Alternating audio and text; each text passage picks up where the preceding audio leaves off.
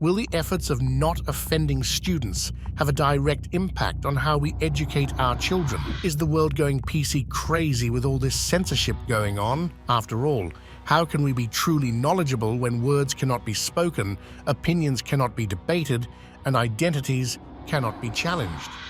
Welcome to Next Rabbit Hole of Information. Today, we embark on a journey through the labyrinth of language, the controversy of words, and the essence of education. In the hallowed halls of academia, where ideas are born and challenged, a debate simmers beneath the surface amongst educators and parents alike. Can the policing of language and the prohibition of certain inquiries stifle the very essence of learning? We delve into the heart of this debate with the story of a literature professor, a critical theorist, and a gender scholar who stands at the crossroads of contemporary efforts to censor words and limit discussions. Even creating an informative video on this subject needs to be approached with the utmost caution, as certain words would likely lead to this video being deleted, along with the message we are trying to get across. In the controversial article titled "The Word That Dare Not Speak Its Name," an anecdote of a real-life teacher is told. This teacher was once writing on a board in front of a classroom full of students who were reading aloud from a novel they were discussing. Apparently, the student read aloud a word that is typically viewed as a word that should never be said out loud, and the teacher immediately reacted with "Never use that word in my classroom again." Rather than use that moment as an educational moment, the teacher scolded the student for reading a word in a book they were studying without warning or prior context. This very behavior has led to a climate of intolerance that has caused many educators to completely avoid including any text, issue, or certain research subjects that would risk inviting the word that shall never be spoken into any classroom, despite the key educational value of doing so. There is an argument that offensive words, like the one I am talking about here, need not be read aloud in the classroom. However,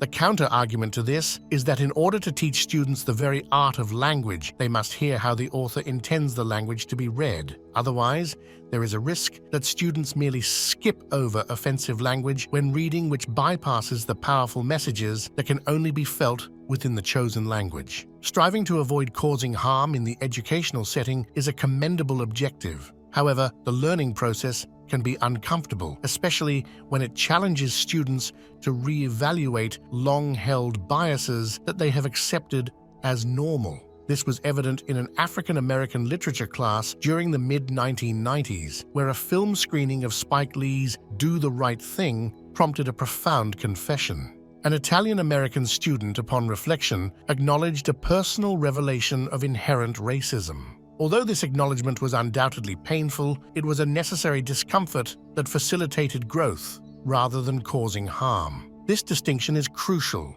particularly in light of certain legislative efforts aimed at shielding students from such discomfort. In Florida, for instance, proposed laws aim to limit classroom discussions under the pretext of preventing harm to students. These restrictions include censoring words like slavery or gay, and in earlier drafts of the legislation, even permitted students to claim distress if they had to share a classroom with an openly transgender peer. Such measures, while claiming to protect, can inadvertently inflict greater harm by stifling important educational discourse. In some academic settings, instructors include in their syllabi a catalogue of words deemed unspeakable, acknowledging that a multitude of terms have the potential to offend. It is often the case that those who vehemently argue that certain words must remain unuttered are either unaware or dismissive of other terms that may inflict similar harm. The task of compiling an exhaustive list of such words is fraught with challenges, not least of which is determining the scope of the list and the authority responsible for its creation. Terms such as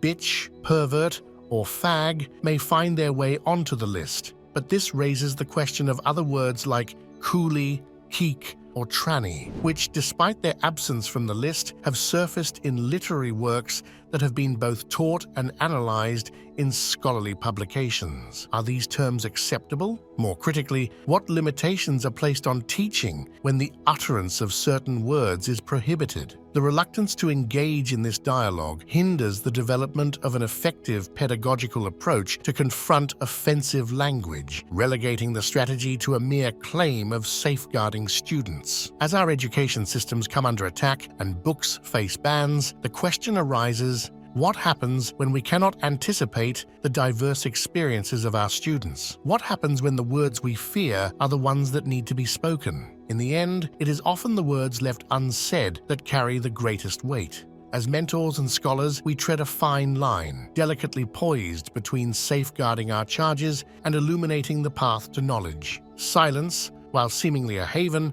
does not truly offer refuge. Instead, it smothers the potential for progress and development. It is in the courageous act of speaking out, in the sharing of ideas and the exchange of dialogue, that we truly foster growth and learning. Let us not retreat into the shadows of reticence, but rather step boldly into the light of understanding, where every voice has the power to echo through the halls of change. So what do you think about this topic? Should we be banning words from classrooms, or should we be cautiously including them in education to ensure that the future generations of our species have a well-rounded and balanced view of the world? Let me know in the comments.